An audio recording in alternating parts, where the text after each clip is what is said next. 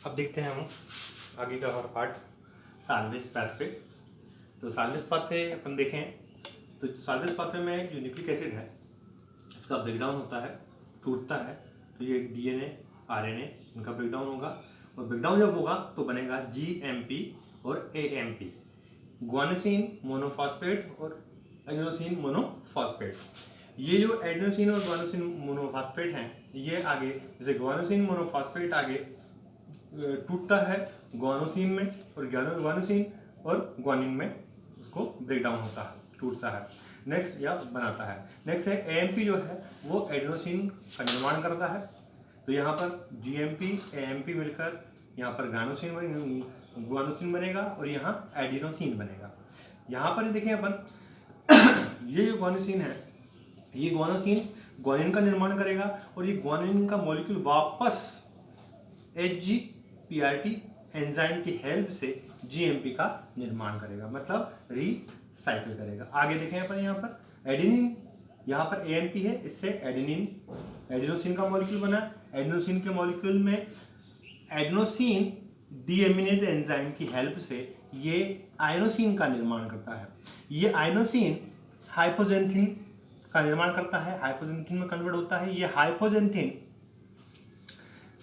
HGPRT enzyme की help से IMP का निर्माण करता है, इनोसिन मोनोफॉस्फेट का निर्माण करता है और ये इनोसिन मोनोफॉस्फेट आगे जाके GMP और AMP बोथ दोनों का निर्माण करता है।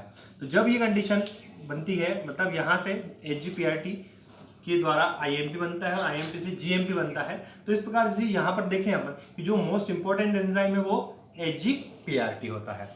आगे अपन देखेंगे यहाँ पर एडिनोसिन आगे मॉलिक्यूल जो है एडेनिन का निर्माण करता है और एडेनिन जो है एक एंजाइम है APRT एडेनोसिन फास्फोराइबोजाइल ट्रांसफरेज एंजाइम की हेल्प से AMP का निर्माण करता है ना। ये पूरा साइकिल आप देखिए यहाँ पर होता क्या है कि जब ब्रेकडाउन होता है और ब्रेकडाउन होने के कारण ये पूरा साइकिल चलता है और हाइपोजेंथिन जो है हाइपोजेंथिन की जो है मात्रा बढ़ जाती है और वो प्रॉपर वे में यहाँ पर कन्वर्ट नहीं हो पाता है, तो ये बनाता है जेंथिन और जेंथिन आगे जाके यूरिक एसिड का निर्माण करता है।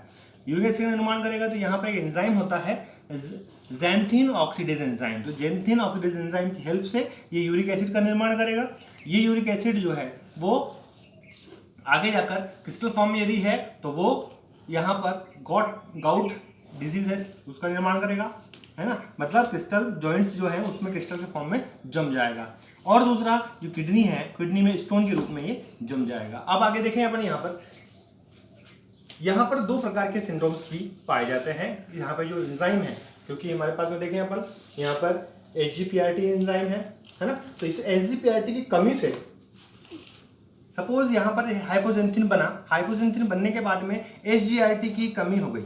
जब ये कमी हो जाएगी तो ये साइकिल यहाँ पर ब्लॉक हो जाएगा, रुक जाएगा। जब ये साइकिल रुक जाएगा तो यहाँ पर जो हाइपोजेंथिन है इसकी मात्रा बढ़ जाएगी, हाइपोजेंथिन से जेंथिन की मात्रा बढ़ेगी, जेंथिन से यूरिक एसिड की मात्रा बढ़ेगी। जब यूरिक एसिड की मात्रा बढ़ेगी तो किडनी में स्टोन होगा और यदि स्टोन नहीं होता है तो फिर गाउट होगा। तो इस प्रकार से यहाँ पर जो HGPRT है इसके अकॉर्डिंग इसकी मात्रा कम होती है, तब क्या होगा कि यहाँ पर एक लेंस नायन सिंड्रोम उत्पन्न होगा। लेंस नायन सिंड्रोम जनरली अपन देखें तो ये एक सेक्सुअल सिंड्रोम होता है जो कि मेल्स में पाया जाता है ना, मेल में पाया जाता है। नेक्स्ट अपन देखेंगे यहाँ पर एडिनोसिन यदि डीएमिनेज एंजाइम के द्वारा आयनोसिन में कन्वर्ट ना हो या एडिनोसिन डीएमिनेज की कमी हो जाए, उस कंडीशन में क्या होगा, उस कंडीशन में ये होगा कि ये एडिनोसिन नहीं बना पाएगा। तो जब ये नहीं बना पाएगा तो यहाँ पर एक टॉक्सिक पदार्थ का निर्माण होगा, है ना। ये टॉक्सिक पदार्थ जो है HCID का डिजीज को कॉज करेगा, है ना। HCID डिजीज क्या होती है, severe combined immunodeficiency syndrome या डिजीज, जिसे हम बबल बॉय भी कहते हैं। तो यहाँ पर यदि डीएमिनेज एंजाइम काम प्रॉपर्ली नहीं कर पाता है तो इस प्रकार का सिंड्रोम उत्पन्न होगा, है ना, जिसमें क्या है बहुत कम एज में होता है ये सिंड्रोम और छोटे छोटे बच्चों में होता है और बहुत सारे इसमें इन्फेक्शन हो जाते हैं।